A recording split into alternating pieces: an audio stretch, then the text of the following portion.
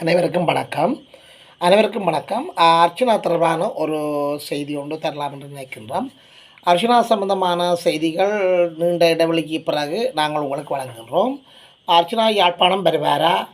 அவர் யாழ்ப்பாணத்துக்கு வர்றதுக்கு என்ன பிரச்சனை? அர்ச்சனா மாவீரர் தின கொண்டாட்டங்களோட மாவீரர் தின நிகழ்வுகள ஏன் பங்கு பெற்றவில்லை? அர்ச்சனாவை கைது செய்வதற்கு யாழ் போலீசார் தயார் நிலையில் நிற்கின்றார்களா?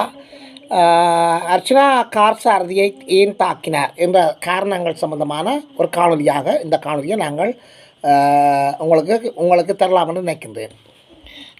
அர்ச்சனா தற்சமயம் பாராளுமன்றத்தில் புதிய பாராளுமன்ற உறுப்பினர்களுக்கான பயிற்சி நெறி, அதாவது ஒரு ஒரு அடிப்படை பயிற்சி நெறி ஒன்றை பாராளுமன்றத்தில் 2 நாட்களுக்கு மேலாக பெற்றுக்கொண்டிருக்கின்றார். அந்த பயிற்சி நிறைய பயிற்சி நிறையில் இடையில் விட்டு அவர் வேறு இடங்களுக்கு செல்ல முடியாத ஒரு காரணத்தால் அது மிகவும் முக்கியத்துவம் வாய்ந்த ஒரு பயிற்சி நெறி. அந்த பயிற்சி நெறியில் தான் பாராளுமன்றத்தின் நடைமுறைகள், சம்பிரதாயங்கள், அங்கு என்ன செய்ய வேண்டும், என்ன செய்யக்கூடாது, எவ்வாறு பாராளுமன்ற உறுப்பினர்கள் நடைபெற வேண்டும், பாராளுமன்ற உறுப்பினர்களுக்கான உதவிகள் என்ன, அவர்களுடைய சிறப்புரிமைகள் என்ன, அவர்களுக்கான அதிகாரங்கள் என்ன, அவர்கள் பொதுமக்களுக்கு எவ்வாறு அவர்களுக்கு நிதிகள் வழங்குகின்ற போன்ற பல்வேறு அம்சங்கள் சம்பந்தமான ஒரு பயிற்சி நெறி புதுமுக பாராளுமன்ற உறுப்பினர்களுக்காக தற்போது நடைபெற்று கொண்டிருக்கின்றது.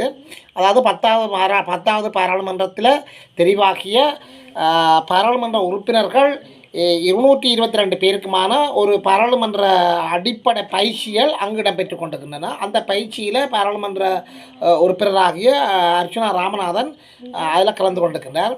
அர்ச்சனா ராமநாதன் ஏற்கனவே பல சர்ச்சைகளில் சம்பந்தப்பட்டிருக்கின்றார். பல சர்ச்சைகளிலிருந்து அவர் விடுபட்டு கொண்டும் வருகின்றார். சில புதிய சர்ச்சைகளும் வந்து கொண்டிருக்கின்றன. இதைவிட முக்கியத்துவம் வாய்ந்த அர்ச்சனா பேசுபொருளாக வருவதற்கு முன்னரும் சில விடயங்களில் அவர் சர்ச்சைகளில் சம்பந்தப்பட்டிருக்கிறது அண்மைய சில நாட்களாக தெரிய வந்திருக்கிறது. அது அநேகமாக உங்களுக்கு தெரிந்திருக்கும்னு நினைக்கிறேன். கடந்த 2021ஆம் ஆண்டு மார்ச் மாதம் 22ஆம் தேதி அர்ச்சனா கொழும்பில் ஒரு வீதியில் தன்னுடைய காரை செலுத்தி கொண்டிருக்கின்ற போது எதிர்த்தரப்பில் வந்து ஒரு கார்னால் மோதப்பட்டு அந்த மோதிய காரனை அர்ச்சனா தாக்கியதாக கூறப்படுகின்றது. அர்ச்சனா ஏன் அது தாக்கியார் என்ற அந்த விவரங்கள் முழுமையாக அவருடைய கருத்துகள் வெளிப்படுகின்ற போது தான் அது தெரியும்.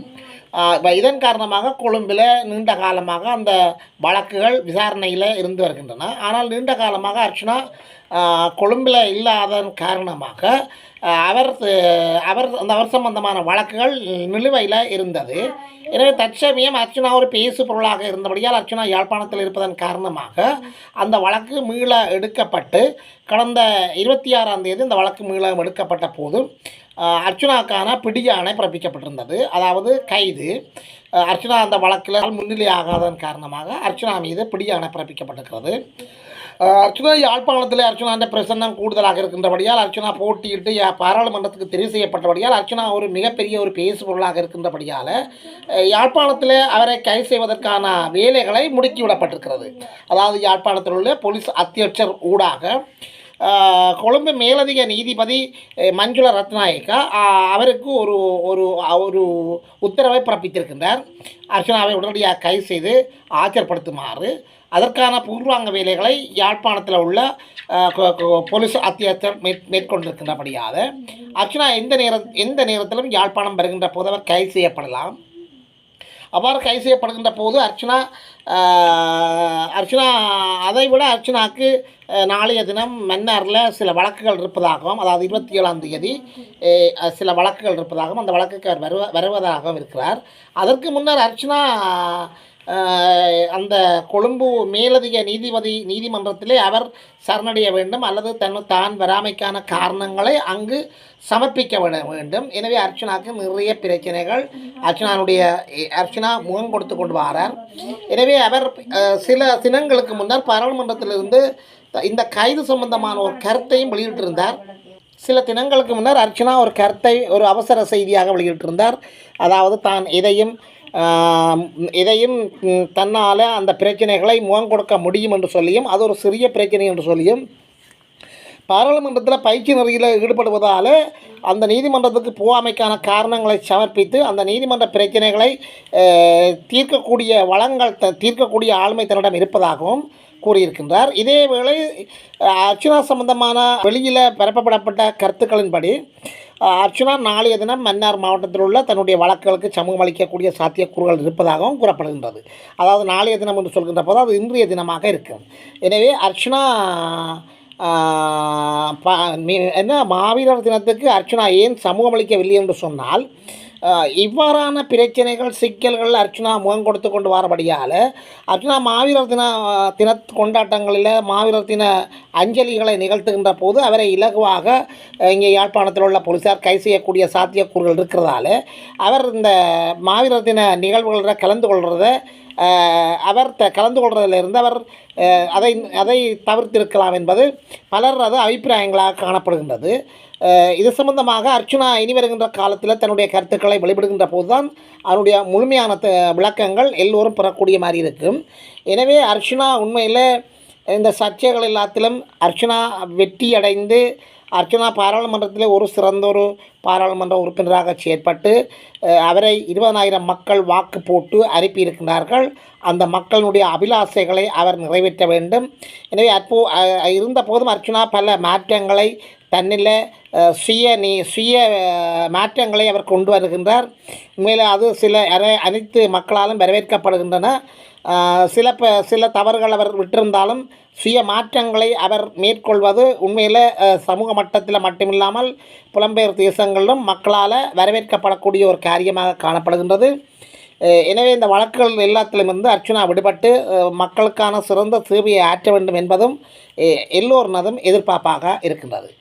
இதைவிட அர்ச்சுனா ஒரு முக்கியமான கருத்தை வெளியிட்டிருக்கிறார் பாராளுமன்றத்தில். அதாவது பாராளுமன்றத்தில் முதல் நாள் பயிற்சி நெறியில் அன்று பாராளுமன்றத்தில் அர்ச்சுனா பாராளுமன்ற உறுப்பினர்களை பார்த்து அங்கே பாராளுமன்ற சபாநாயகர் மற்றும் பாராளுமன்ற செயலாளர்களிடமிருந்து ஒரு கேள்வி ஒன்றை கேட்டிருக்கின்றார். தன்னுடைய பாதுகாப்பு சம்பந்தமான அது கேள்வி கேட்டிருக்கின்றார். தனக்கு வெளியில் நடமாட முடியாத சூழ்நிலை காணப்படுவதாகவும் தனக்கு ஒரு பாதுகாப்பு வழங்க வேண்டும் என்று சொல்லியும் இது சம்பந்தமான கருத்துக்களுக்கு அவர்கள் பாராளுமன்றத்திற்கு உரிய அதிகாரிகள் அர்ச்சுனாவிடம் இது சம்பந்தமாக நீங்கள் பொதுமக்கள் பாதுகாப்பு அமைச்சரிடம் நீங்கள் கோரிக்கையை முன்வைக்கின்ற போது உங்களுடைய பாதுகாப்பு சம்பந்தமான பிரச்சனைகளை அங்கு தீர்க்கக்கூடிய மாதிரி இருக்கும் என்று சொல்லியும் அர்ச்சுனாவுடைய பாதுகாப்பு சம்பந்தமான அர்ச்சுனாவுடைய பாதுகாப்பை கோருவதற்கான அதிகாரம் இருக்கு என்று சொல்லியும் அந்த பாதுகாப்பு வழங்குவதற்கான துப்பாக்கிகள் மற்றும் போலீஸ் பாதுகாப்பு வழங்குவதற்கான சிறப்புரிமைகள் பாராளுமன்றத்தில் இல்லை என்று சொல்லியும் அதற்கான முழு உரிமை அர்ச்சுனாவுக்கு இருக்கு என்று சொல்லியும் அந்த உரிமைகளை பெறுவதற்கு அர்ச்சுனாவுக்கு உரிமை இருக்கு என்று சொல்லியும் அந்த உரிமைகளை பெறுவதற்கு அர்ச்சுனா பொதுமக்கள் பாதுகாப்பு அமைச்சரிடம் கோரிக்கையை முன்வைத்து அதை பெற்றுக்கொள்ளலாம் என்று சொல்லி ஒரு கருத்து முன்வைக்கப்பட்டிருக்கிறது.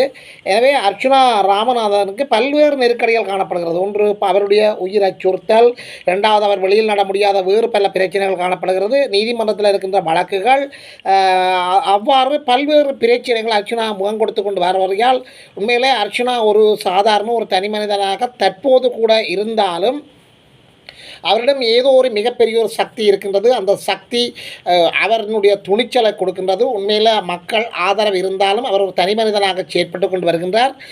மக்கள் எவ்வாறு உசுப்பேற்றினாலும் அவர் அனைத்து பிரச்சனைகளையும் எதிர்கொள்வது அவராக இருந்த போதும் அவரை அறியாது அவருக்கு இருக்கின்ற சக்தியை அந்த சக்தி என்னவென்று உண்மையில் மக்களுக்கு புரியாத புதிராக இருக்கின்றது.